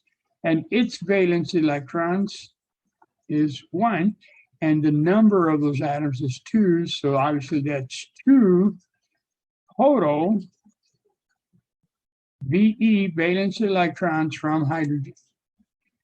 Oxygen, there's 1, okay, and oxygen is in group 6. Okay, that's why you got to remember what group it's in. Oxygen's in group 6, has 6 valence electrons. Therefore, I have a total of 6 valence electrons from oxygen. I tally those numbers together, and this is the number that you have to work with, 8 valence electrons. You cannot take them out, you cannot add more, because you're dealing with just the valence electrons of hydrogen and oxygen. Now, what I tend to do is these numbers should all come out that are divisible by 2, okay? So that tells me if I take that 8 divided by 2, I got 4 pair to work with. I like that, the pair, because now I can just draw lines, okay? So drawing lines tells me I got 4 lines here, 4 pair, I got a total of 8 electrons. Or if you want, you're welcome to do the dots. And, sometimes we only got 8 electrons here. The dots is not a problem, but there are cases when you end up with 32 valence electrons. That's a lot of dots to be drawing and keeping track of.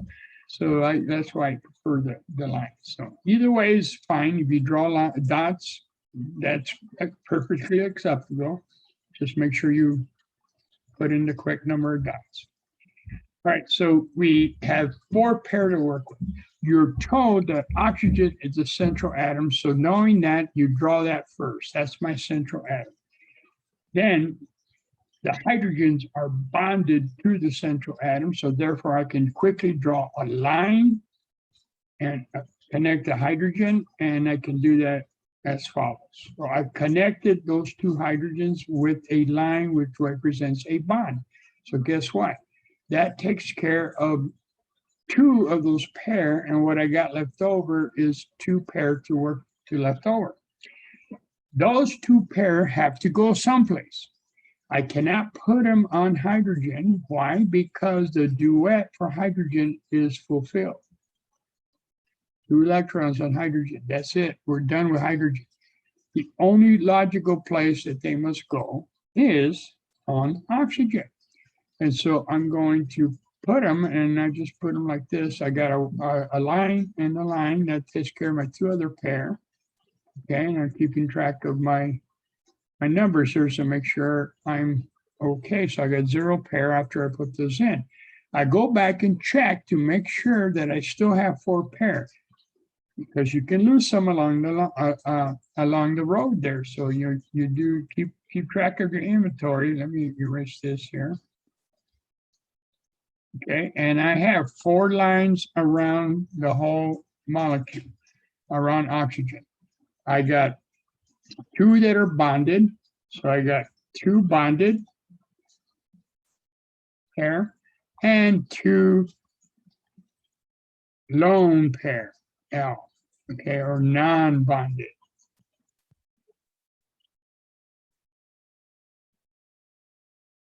Okay, and that, I need that part of information.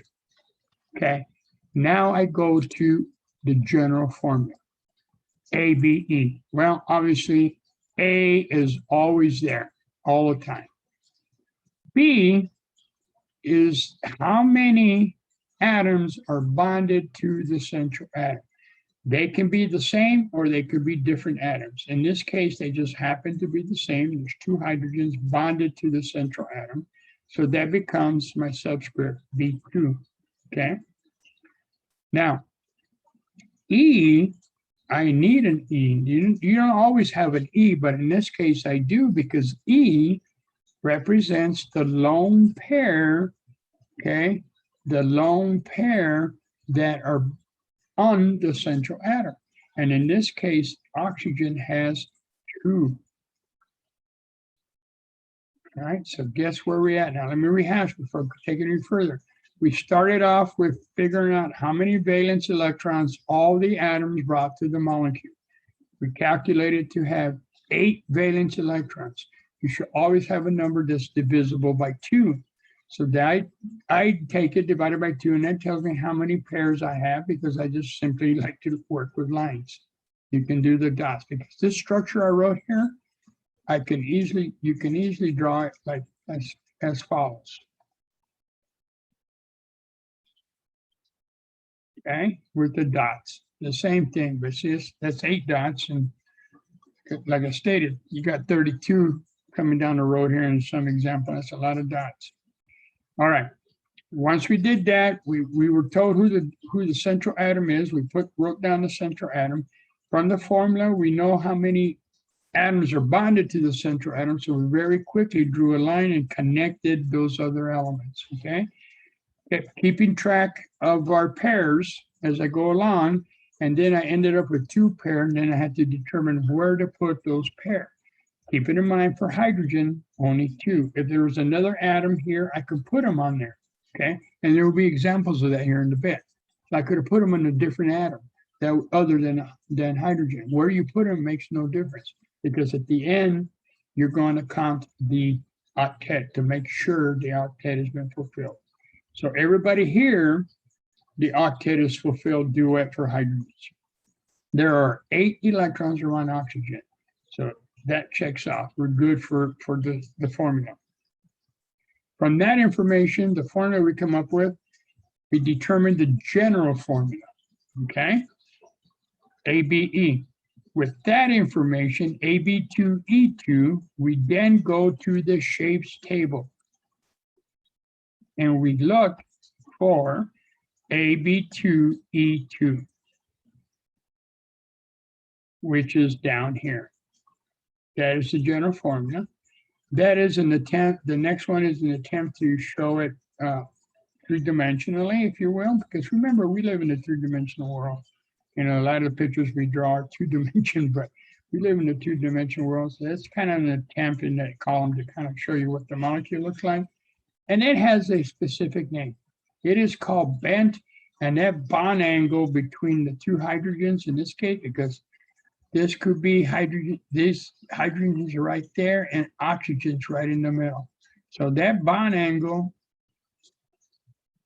okay, is less than 109 degrees 0.5. And that's how you got to write, less than 109 degrees 0.5, which is away from the standard reference point of 109.5 in the tetrahedral configuration or geometry, okay? And so that's what we got. That is what it looks like. That is the name of it. That is the bond angle. And we got all that information from just the valence electrons, okay? The valence electrons. The valence electrons have a big effect on a lot of stuff. Okay, so this is a rehash of what I just told you, okay? 2 lone pairs and moves on. Then we finally we come up with that structure as we just did. Okay, so that's a stepwise, and I highly recommend you go through a stepwise until you're comfortable with the steps, and sometimes you can combine them and go directly to where you need to go to. All right, so this brings us to, let's try some of these, not on your own, but I'm working with you. Okay. All right. So notice we got 4 molecules here, 4 compounds here. Don't care, we don't really at this point, don't care what they are, okay? We just know we got a hydrogen, carbon, and nitrogen, and they're underlined. So that tells us that that is the central atom, okay? And notice here, we have nothing but covalent compounds. This is not, we don't work with ionic compounds when we're doing those structures. We will for some of the polyatomic ion compounds, which is coming up after all this. But first, we're going to learn it with just these covalent compounds. All right, let's take number 1. Let me get my pen out here. Step number 1, we need to determine the number of valence electrons that everybody brings to the table. So we got a hydrogen, carbon, and nitrogen. So hydrogen, we got 1 of them. We know that it has 1 valence electron, so we have 1 valence electron coming from hydrogen. Carbon, okay, we got 1 carbon and we're going to multiply it by the number of its valence electrons. We know that carbon, if you don't, find carbon in the periodic table, and you know that it is in group 4. So it brings 4 valence electrons to the table. So 1 times 4 obviously is 4. And then nitrogen is right next to carbon, is in group 5.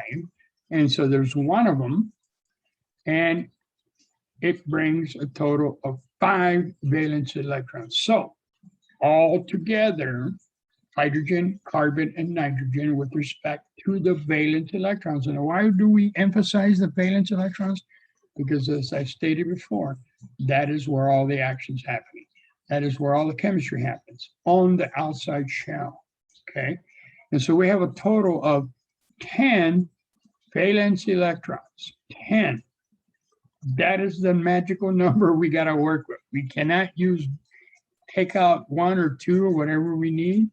That's what we got to work with. We got to make the 10 work. And we got to keep track as we create whatever we're going to create, that we still have 10. Because it's quite easily, when you're doing dots or you're doing lines, you can quite easily lose one along the way. So along every step, check for that 10. And so that's why I divide, and that number should be divisible by 2. So that tells me that I got 5 pair to work with.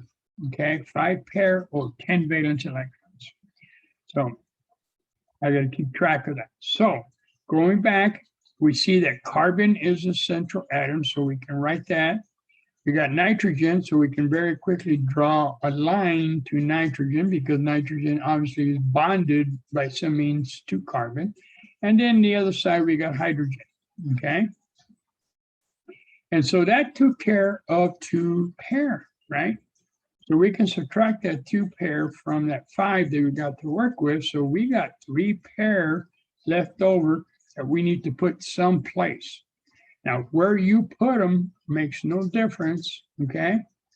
Makes no difference, except you cannot put any more on hydrogen, because hydrogen's already happy. It's got its duet. So that means you can put them on carbon or nitrogen. I like to start on the outside atoms, except hydrogen, and then put them there, and then come into the center. Or all two. If I got more than one outside atom, I go to all of them and put in the pairs that I need to put in, and then whatever left, I stick it in the central atom. Okay.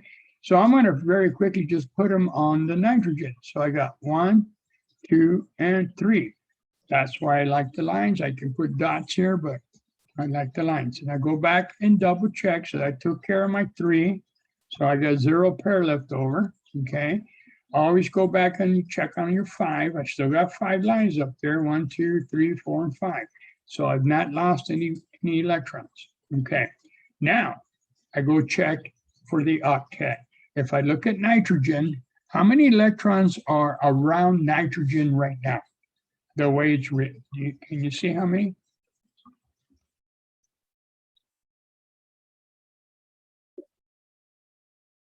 What do you guys think?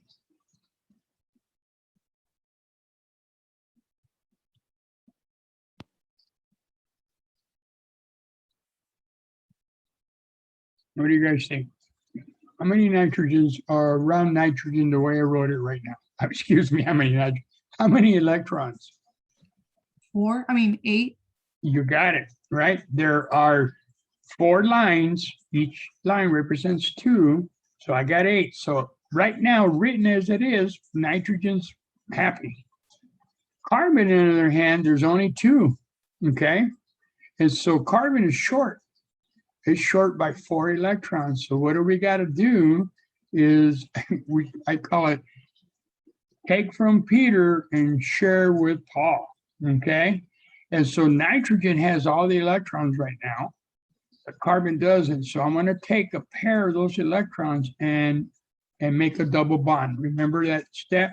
If somebody's shy, start making double bonds and triple bonds. So I'm going to show you just arbitrary. I'm going to take this pair and put it in between them and make a double bond. So I go C, double bond nitrogen, and then I keep those other ones there, and then I got my hydrogen there. And the first thing I do is check to make sure my octet is still good, that I didn't lose anything. So no, I still got 5 lines, 5 pair. Okay. Now I check my octet. Nitrogen, nothing happened to nitrogen. It still has 8 around it, right? It's just that one pair is now being shared. Another pair is being shared with carbon. And so it still has 8 around nitrogen, but carbon went from 4 to 2. Excuse me, went from 4 to 6. So it's missing, it's shy 2 electrons is what I meant to say. So we're not done with the octet for carbon, so we do it again. We take a pair, any one of these, and create a triple bond. And so now we have C, triple bond, nitrogen, and then that last one, and then we got the hydrogen. Okay, go back and check, make sure I still got 5 pair. All right, 1, 2, 3, 4, and 5. I'm still good to go. I've not lost the original 10 valence electrons that I calculated, or the 5 pair. They're still there. Okay. Nitrogen has 1 lone pair on it, and it has 3 pairs that are shared with carbon as a triple bond. So it has 8 electrons around nitrogen. Okay. Carbon has 6, did I say 8? 6 electrons shared with nitrogen, and then 2 electrons shared with hydrogen. So it also has 8. Okay. And then nitrogen, its duets will fill because it's got 2 electrons that are being shared with carbon. So those 2 electrons count toward hydrogen and also count toward carbon, just like those triple bond counts to both the carbon and the nitrogen. Okay. And so that is our final structure formula. And now we create the general formula. 8A, I should say, is always there. B, what do you think B should be?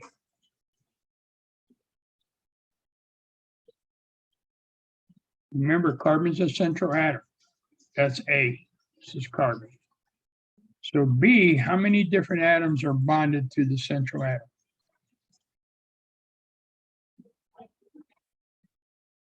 Isn't it 2?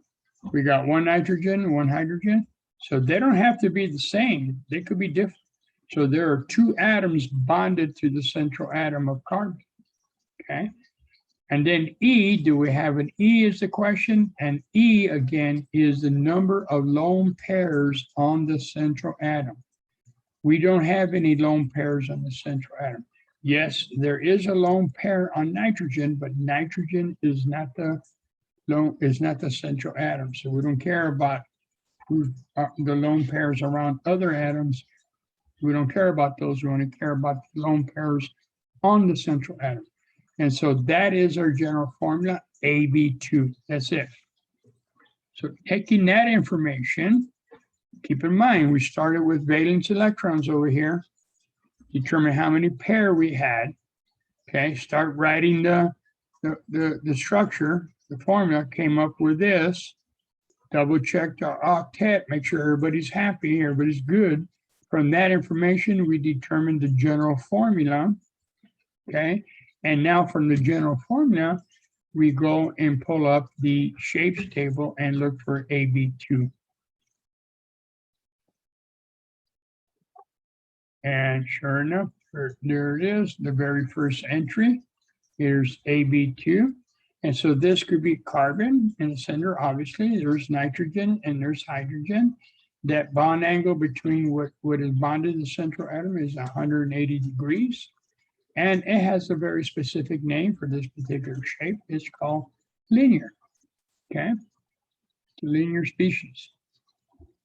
And so, you know, to rehash from the valence electrons, you determine a formula and a structure. You gave it a name, you determined the geometry, and you gave it a shape, and you even gave it the bond angle of the atoms that are bonded to the central atom. Okay, all from valence electrons.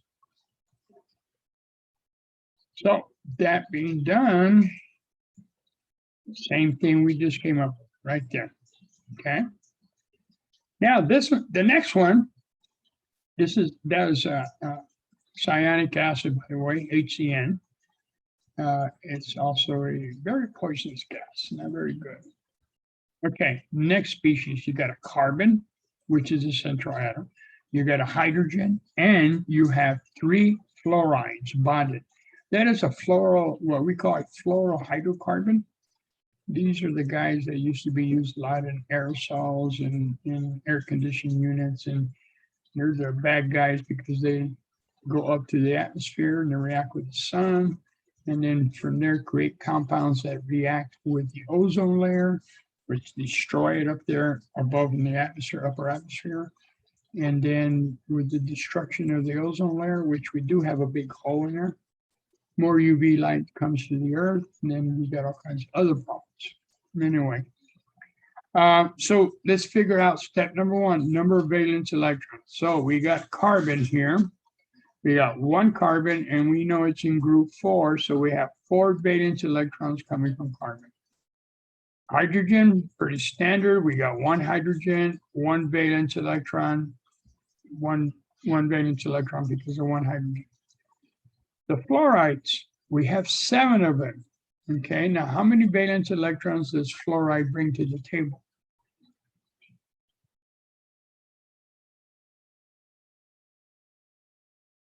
Do you multiply it by 3?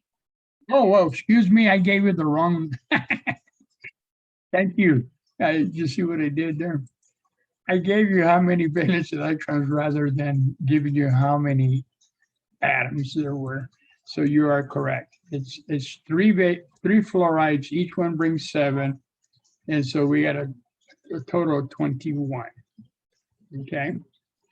So I jumped ahead there, reversed. So we have here 4, 5, 6, 26 valence electrons. Okay. 26. And what I do is, again, I make them into pairs because a little bit easier to work with. So I got 13 pair of valence electrons that I need to work with, and I cannot work with any more or any less. That's what the formula gives me. All right. So we write down the central atom, which is carbon. Okay. We know there's a hydrogen bonded to it, so we can put a hydrogen up. And there are 3 fluorides, so we can very quickly bond 3 fluorides. Okay. And guess what? That took care of 4 pairs. So we can subtract 4 pair from our 13. We have 9 pair left over that we need to put someplace. All right, well, let's think about this for a second. Bear me 1 minute. I gotta do something very quickly. Give me 2 minutes.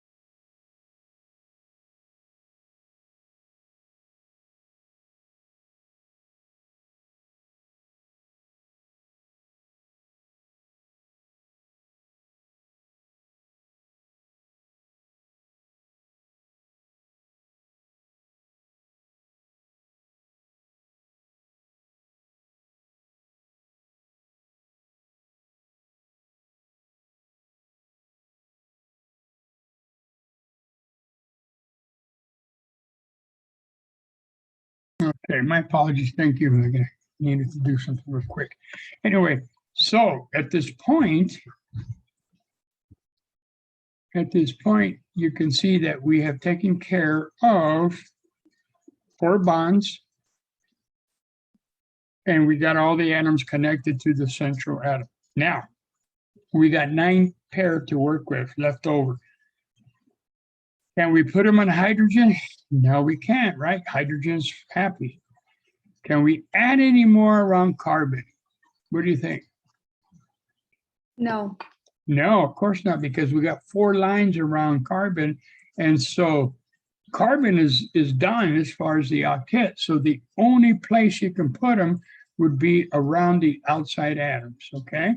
And that's what essentially what we got to do. So we got 9. So I got 1, 2, and 3, 4, 5, and 6, 7, 8, and 9. And that takes care of all your valence electrons. Okay? All your valence electrons. So check the octet. All the fluorides have 8 around it. Each one has 3 that are non-bonded, and then they got 1 that is shared with the center carbon. The hydrogen's happy with this duet, and the carbon has its octet filled. All right, so I've seen in the past where for some reason students added another one right here on the carbon, and I'm like, well, I don't know. They took it off the fluoride and put it there, and I'm like, okay, think about it before you proceed, because that means that around carbon that there are 10 electrons, right? And 2 4 bonded and 1 unbonded, and that just wouldn't be correct. So always check your octet. All right, so that is the general formula that we came up with. Not the general yet, that is the formula we come up with given the valence electrons that we have to work with. So now we create the general formula, and we have A, which is always the central atom. And in this case, B would be 4.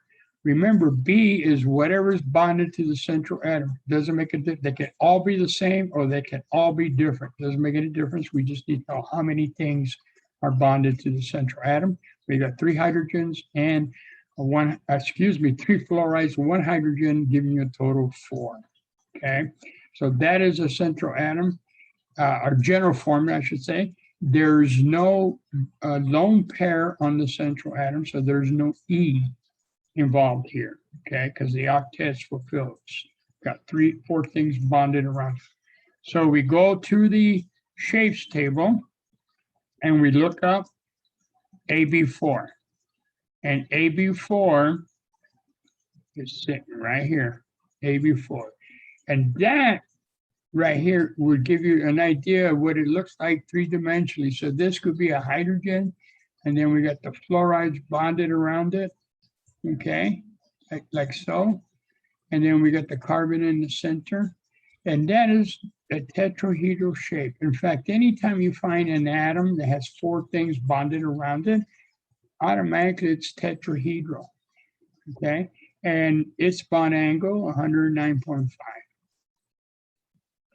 So from the valence electrons, we went all the way to this to determine that shape for the fluoro hydrocarbon is what we call them.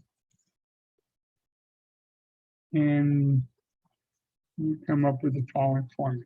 Obviously, it's not 3-dimensionally, but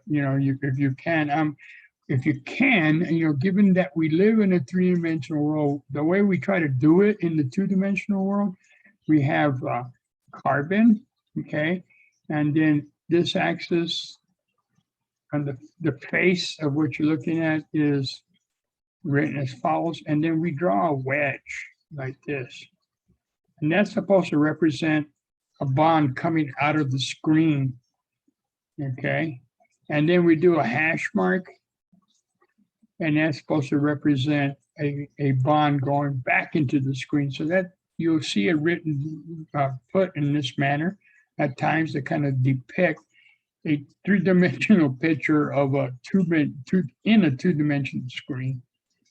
All right. All right, so that is that one. Let's do the next one, carbon dioxide.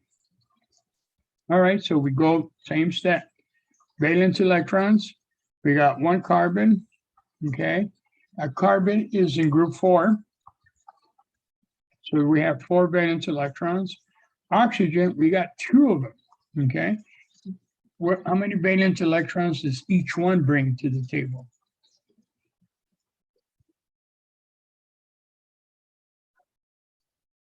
Six. 6 of them. Very good. And so we have a total of 12 valence electrons, 6 from each oxygen. So we have a total of 16, okay? Valence electrons, or 8 pair. So 8 pair is our number to work with, or /16 valence. All right, carbon is underlined, so carbon is a central atom, so we can very quickly draw that. And then the 2 oxygens are bonded to the central atom as follows. Okay, so that took care of 2 pair, which now we have 6 pair left. Now, at this point, since you don't have no hydrogen here, you can put them anywhere you want as long as you don't violate the octet. Like I stated before, I like to just put them on the outside atoms and then work my way in. All right, so that's what I'm going to do. I'm going to put 1, 2, 3, 4, 5, and 6. I double checked that I still have 8 pairs, so that's 6, 7, 8. So I didn't lose anything. I didn't add anything. I still got 8 pairs. Okay, so I'm good there. Now I check the octet. You can see hopefully that the oxygens are okay. They got 8 electrons around it. But like we found with the first guy, hydrogen cyanide, the carbon is not doing well here. It only has 4. So what we're going to do is we're going to share electrons from the oxygens to the carbons. And fortunately, we got an oxygen on each side. So I'm going to take 1 pair and create a double bond and from 1 oxygen and create a double bond on the other side. Okay. And so what that does, it gives me this C double bonded O, and then my 2 lines are there, double lined at O, and my 2 lines there for the lone pair on the oxygen. I go back and double check to make sure I didn't lose anything. So I got 1, 2, 3, 4, 5, 6, 7, 8. Okay, I still got 8 pair, so I didn't lose anything. And it looks like, yeah, that's what it looks like. Yeah. So then with that information, I create the general formula and I get A, B, and then there's only 2 atoms bonded to the central atom. Carbon does not have any lone pairs. Okay, carbon, in fact, will never have any lone pairs. I can tell you that right now. You'll find lone pairs on oxygen and on nitrogen. In fact, you'll find them on anybody in group 5, 6, and 7 will have lone pairs, the nonmetals. You saw the fluorides, look at the lone pairs on them, okay? We did oxygen, and that's group 7. We did oxygen, they had 2 lone pairs. Okay, and then nitrogen, we're going to find out here. We did this last one. It's going to have 1 lone pair.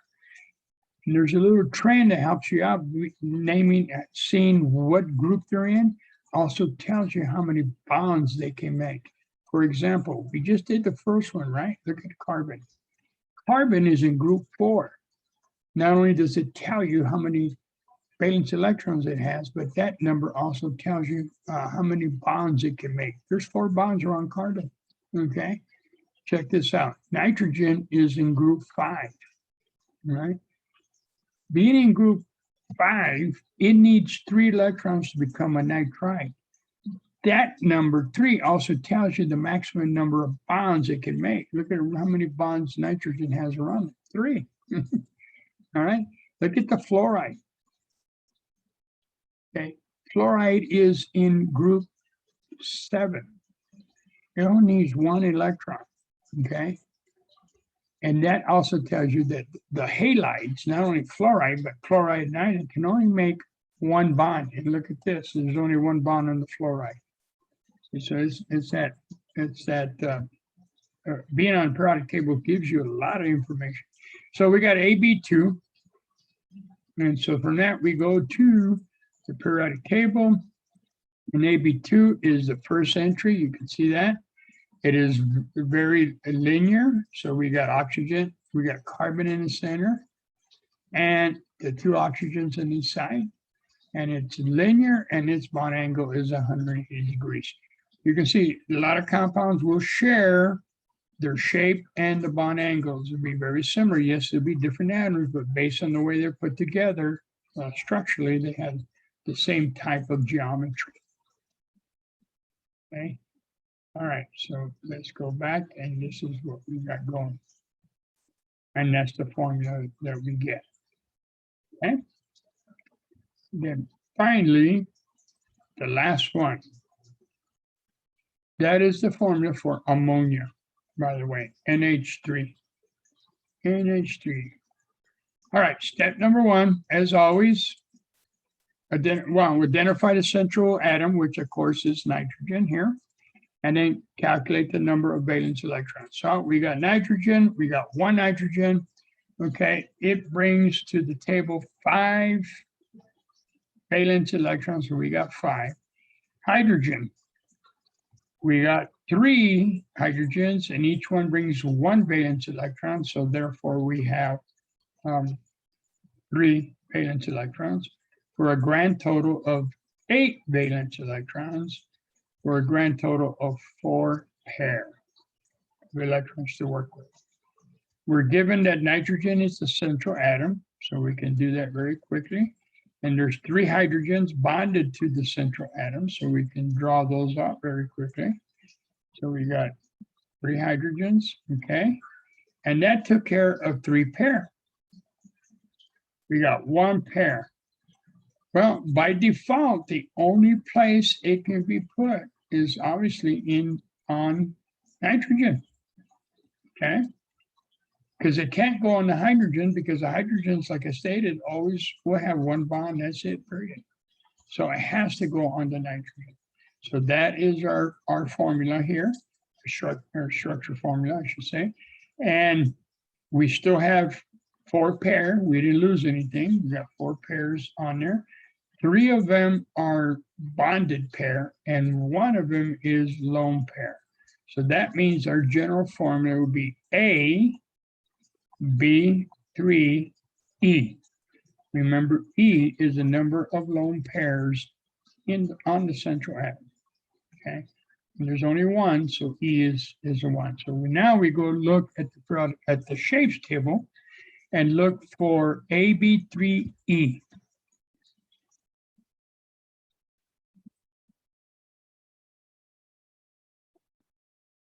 And there we go. It is right here, AB3E. So you can see that could be the hydrogens right there. And then the nitrogen in the center, okay? And then the lone pair. This kind of like shape there, the thing is just to demonstrate that these electrons are in an orbit, sticking out from the central atom, and they're just sitting there, and they're not bonded to anything. That's the lone pair. And its name is a trigonal pyramid, okay? And its bond angle is less than 109.5. Again, we would think, okay, I got 4 items around the central atom. I would expect that it would have a tetrahedral because there's 4 things around it. However, one of the 4 things around it is a lone pair. And lone pairs, remember, each dot is a negative charge. And they're going to repel each other because they're negative in that orbit. And because they repel each other, that causes the rest of the molecule to have their bond angle shrink. And so this bond angle right here, which one would anticipate to be 109.5, is actually less because the lone pair are taking up more space and they're causing the other pairs to shrink and to have a bond angle less than 109.5. Note that it has a lone pair on the central atom, like water did up here. This was water. Okay, so as a general guideline, down the road when we're talking about polarity, whether a molecule is polar or nonpolar, anytime you end up with a lone pair one or two, any lone pair on the central atom, you always end up with a polar molecule all the time. Okay, so sometimes you could be asked the question, what is the geometry? What is the shape? What is the bond angle? Is it polar or non-polar? And if you end up with lone pair, automatically polar. Okay. Now, if you end up with a tetrahedral where everybody's the same, say hydrogen, then we get a nonpolar, but more on that down the road here, okay? But geometry plays a big role on the polarity of a molecule as to whether it is polar or nonpolar, which then affects whether it would be what type of what are called forces that it has with other molecules, which then affects not only the solubility in water or oil, but it affects the boiling point, it affects the surface tension, and about two or three more other things. And all of that, we're going to determine by its structure. And we determine its structure by its valence electrons. Okay, it's all tied in. Okay.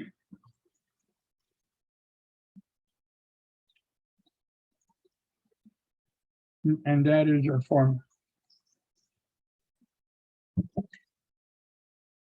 All right. Let me see here. I think what I'm going to do, because the next one deals, well, let me continue here. This is, we went through this one already. That's basically the steps of what we did when we looked at HCN and the formula. We added up all the valence electrons, and then determine the total number, determine how many pairs, okay, and then we knew we were given that carbon to central atom, so we just quickly bonded H and the hydrogen and the nitrogen, leaving us 3 pairs to work with. We placed them on the nitrogen. Then we checked the octet / a duet. Hydrogen's happy, nitrogen okay. Nitrogen's okay, carbon is not. So we shared with Peter to share with Paul, and we started creating a double bond. That didn't work, and then we went on to create a triple bond, okay, until that allowed everybody to have their octet fulfilled. Now, what this brings us to, and I think I'm going to stop here, and we'll continue next Friday on this. This brings us to Lewis dot structures of what are called polyatomic ions. Now, what are polyatomic ions? Well, I direct you, guess where? Where? Back to the periodic table. Maybe, if it lets me, oh, there we go. Okay, on the periodic table, in the bottom left corner, there's a table listed as polyatomic ions. Now, a lot of times these polyatomic ions are made up of covalently bonded compounds. However, because of the nature of the way they really are ions. Okay, they really are ions, even though they're covalently hooked up together. Because of the nature of the structure, overall, they are ionic, okay? And that's point number 1. Point number 2 is they stick together as a packet. So we don't separate the NO3, for example, right here. It's called the nitrate ion. We keep it together as a unit, okay? All right, now, even the NO3, they're all covalent compounds. We can determine their structure and the way they're put together just like we just did. The only difference is that charge that they have. If there are negative overall charge, we have to do something to our valence electron count.